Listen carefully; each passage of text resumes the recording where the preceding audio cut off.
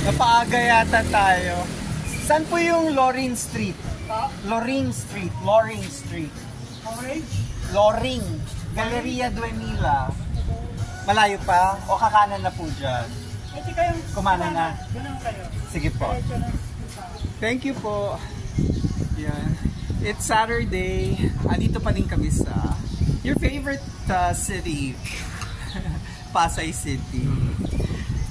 We're going to attend a exhibition opening, and since malapit lang, nag-jeep kami, but apparently bumaba kami one street early, so eto, naglalakad tayo along Reyes Street. There's an access via EDSA from the Metro Point area, but I didn't want to walk along EDSA going to Loring Street. Sabi ko, mas gusto ko maglakad dito sa neighborhood, sa mga residential area. Si TTT has so many backlogs sa mga check yung paper. And yet, here I am walking the streets of Pasay. Yeah, because yung mga gusto kong puntahan, ba't ka nag-grrrr? You're from here. Yung pupuntahan naman natin, it will enrich his teaching kaban of knowledge.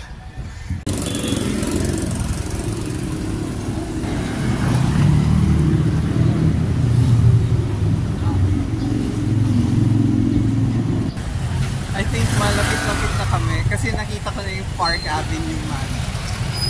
One of these street, hindi ko alam kung itong street na to, yung kakananan na natin. So may 7-Eleven. May nakita akong lemon with bibili ako. Kasi mga 2 streets away pa daw yung Lawrence. So masyado nga tayong maagang napababa.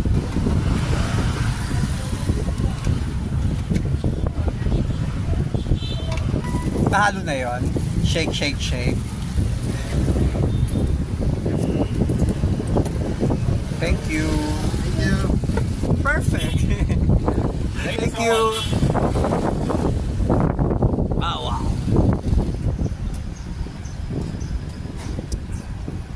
Let me just stop kasi I will Google. Kasi EDSA na yan eh. Ang memory ko, hindi tayo aabot ng EDSA. Can you hold this for me? Galleria Duemila.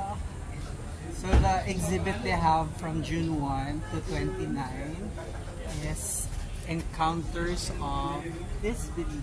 They're featuring artists John Cuison, Lisa May David, and Kat Medina.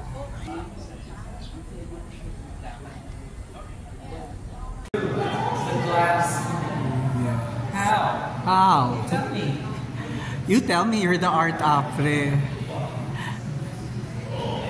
This is running again, June 1 till the end of June. I like coming here pag ganito kasi you get to meet the artist. You get to interview the artist a little. The story of my life. Why is it the story of your life? Because it's titled Deadlines. Ah, okay. And actually I have deadlines now, but I'm here. Yes. Kailangan mo pa rin i-maintain yung branding mo para maulit na siya ng maganda. Yeah. Mr. Ramon will just have a picture taken. Okay. This is AJ. He teaches art appreciation. Thank you. This video will just grab shatter. Thank you. Okay. I'll introduce you Johnny Del. He's an artist. From Venezuela. Encantado de conocerlo. He's new here. I'm introducing him to the art industry. Okay. His works are in the museum of Korea. Oh well. here is the Matrix Pilipinas. So you live here already. Can you join over here? I'm making a little video. Yes, photo from you. ¿Cómo se llama otra vez? Johnny Depp. Al mundo de señor Diaz, por favor. Okay. Para we have a photo.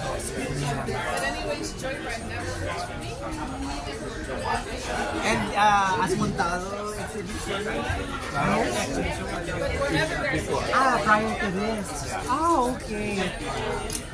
It's so sad we missed it. I hope we can see. So La Sala, The Benil, art Benil. appreciation. my daughter studied in Benil. And then part of it, La Salle Benil, for 1 year my son, Ilak Diaz. See, yeah, the social entrepreneur. Yeah. So Matineri, 1 year there. And then went to Harvard, MIT. So, but you have a museum now. Yes. On the other side of St. Scholastic. Yes.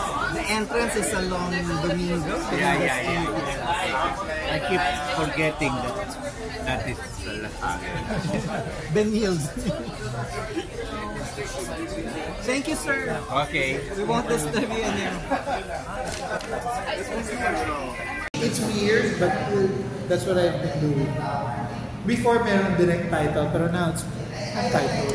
And yet, I have to remember which one.